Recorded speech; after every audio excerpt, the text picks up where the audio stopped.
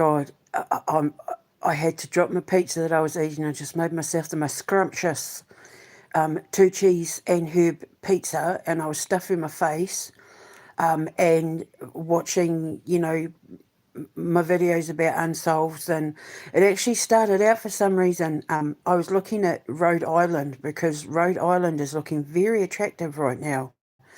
If I wasn't going to go to like South Dakota and that, I would consider Rhode Island. It looks like it's got everything that I would want, other than the fact that you pay the highest property tax there, which wouldn't be good for me. But yeah, it looking very scrummy, I might say. But then for some reason, my algorithm started putting in missing persons unsolved cases. And the Brian Shaffer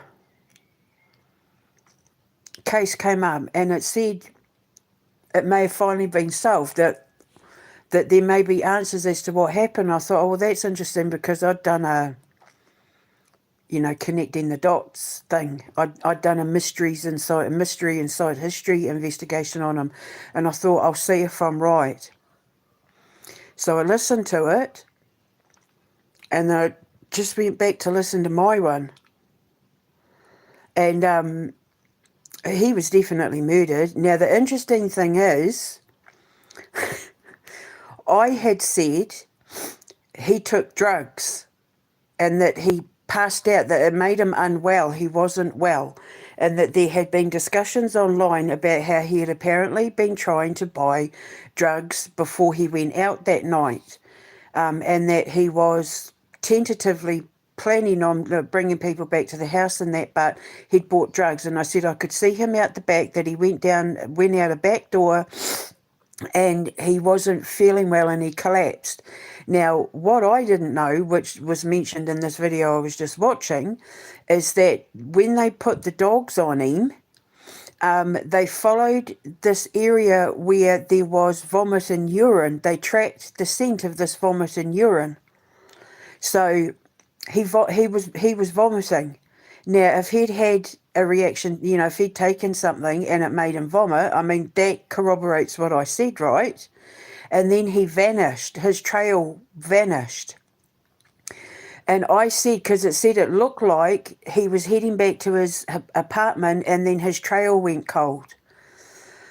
And I said that he was with people, and he either collapsed or passed out or something, and they panicked. And then in this video I just watched, they said, like, I can't remember, you'll have to forgive me, it was either like a few days or a few weeks later, his phone turned back on, and it was seen moving across like the Columbus, Ohio area or something. And they were saying, did he run away? Did he this? Did he that? The video I was watching was basically narrowing down all the options to pinpoint someone killed him. So I was right. And I think that when the phone was moving across state, they were moving his body. I think they took his body somewhere where, to wait for everything to die down, and then they moved his body. So if I was the police, I would be revisiting all the people that were with him that night, and then track their phones to the date and time when his phone was being tracked across state, when his phone turned back on. I would go back and look at all the people who knew him, especially if they were there with him that night. And I'm not saying it's the people he was with that did it, but there was definitely people that he was with in the bar that did it. I would look at all their phones and see where their phones were pinging, and see if any of them were pinging at the same time in the same place as his phone was pinging when his phone came back to life. I am 100% certain when they saw his phone pinging across the state, it's because they were moving his body away from the area. They had to wait for everything to die down. It's just interesting because I said he took something that made him unwell. He took something when he went back into the bar. It's almost like now that I know what they're saying they know, whoever it was that beckoned him back into the bar, because I do talk about how you see on video, because of even what the detective perspective dude said, he looks behind his shoulder, yeah, he does like a double take, looks behind his shoulder, looks behind his shoulder again, and then turns and goes back into the bar. And the detective perspective guy said it looked, in his opinion, he thinks someone beckoned him back into the bar. But he might not have necessarily gone back into the bar, because there were other exits in that, right? But what I think happened, now that I know that I'm right, possibly whoever it was that beckoned him back into the bar, or beckoned him away from the cameras at least, was the person, I've got your pills, I've got your drugs, I've got your pills. Like he was waiting for someone to get his uppers or downers, or, he was grieving. He'd just lost his mum. His father had just decided out of nowhere, oh, I'm remarrying and you're not getting any money and I'm not paying for medical school and stuff like that. And so he was going through a lot. And there were rumours, apparently, like I said in the description box, that he was looking to buy drugs before he went out. And I'm wondering whether the person that beckoned him, that you see him turning on camera, is the person I've got them. I've got them. I've got the drugs. I wonder if they took samples of the vomit. I wonder if they were smart enough to take samples of the vomit, because they might have been able to tell what drugs he took. But I think he collapsed. I think people joined him on his way home, and he collapsed, and they panicked, because whoever gave it to him thought, I'm going to go down for this. And so either his heart stopped, or they stopped his heart, and then they hid his body somewhere, maybe even got into a car, because they said the signal faded away as he was it looked like he was heading back to his apartment. But I think something happened, and then they basically took him away to wait for everything to die down, and then they took his body out of where he, out of the area, to dump his body. So if I was the police, I would be looking at everybody's phones that was with him that night, and where they were pinging from, where they took all the statements and that, look to see where their phones were on the day in question where his phone was picked up going across the state. And then also look at where his phone last pinged when it was moving across the state, and then search the area possibly with cadaver dogs. I'm guessing it's going to be mountainous, forest area, or water, but yeah, I'm guessing like forest area. I don't know. They never said specifically where they picked the pings up from, but it looks like I was right. And whoever did it knew him, and whoever did it is the reason why he was vomiting, because they said in the video I just watched he wasn't drunk enough to have just been staggering and accidentally fallen into the river, or fallen into the construction site or anything like that. There were suggestions he'd fallen into like wet concrete and fallen down things that got filled with wet concrete, but they dispelled it all by saying, but then his phone wouldn't have been working. And why did his phone switch off and move across the state, like weeks later or whatever it was? So it looks like I was right.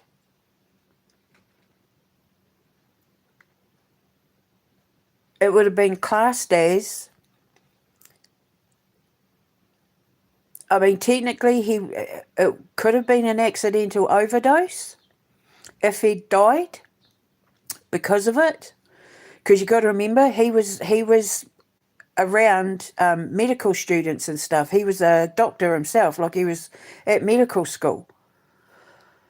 And so if his heart stopped, mixing drugs with alcohol, it would have been like an accidental overdose. Or they panicked, and I'm guessing he probably choked on vomit or something and they panicked and hit his body. Like, I'm never going to be a doctor. I can't go to prison for this, and they panicked. So they maybe left him and then he choked on his vomit or something like that, and then waited for everything to die down and then moved his body. But it looks like I was right. I was so had to drop what I was doing, I didn't even give this live a title. The links are in the description box below. The mystery inside history, eh? Looks like I might possibly know what I'm doing. See why I want to make these shows, unbelievable. So yeah, so that poor boy, I believe, not that his father would bloody care, supposedly, apparently, yeah, that's what they're saying, that his father was a bit heartless towards him, bless him. So yeah, so that's I think I was right. I think I solved what happened to Brian Shaffer. Now they just need to find his body at the last place his phone pinged and go back and retrace where everybody else's phones were, that they took statements from, to see where their phones pinged on the day that they were tracking his phone when it got switched back on.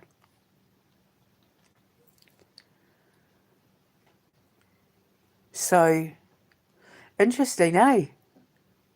So I'm going to go now and finish my pizza. I literally dropped my pizza on the thing and had to quickly run and make this video. So it looks like I was right.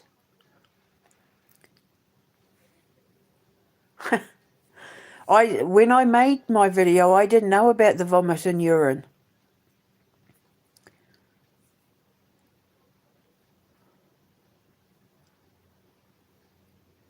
Interesting, eh? So yeah, so it looks like I was right about Brian Shaffer.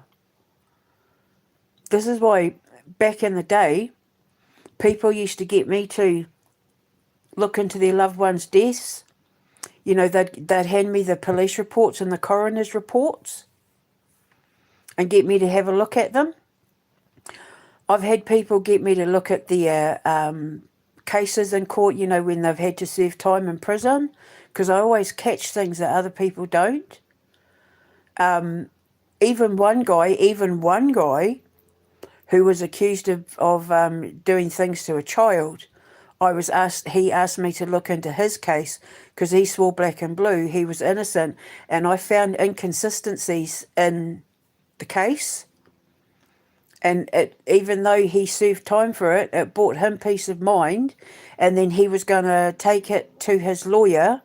Then I never heard what happened, but I found 10, I think, inconsistencies in the police report, in the prosecution's case, and even in the witness testimony.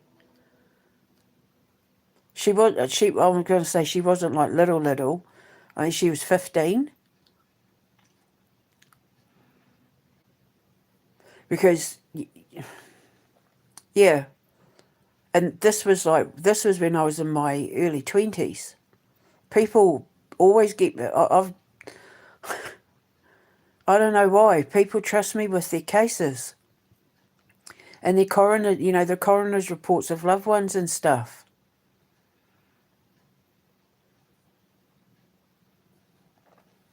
So, yeah. So I think, I was right about Brian Shaffer and what happened to him. Pretty cool, eh? I'll speak to you later. See, now with the Hinterkaifeck murders and the Velisca Axe murders and all that, makes you rethink it, eh? Lizzie Borden, I've been to the Lizzie Borden house and I know what happened there too.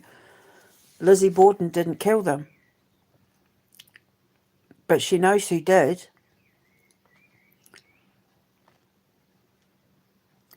So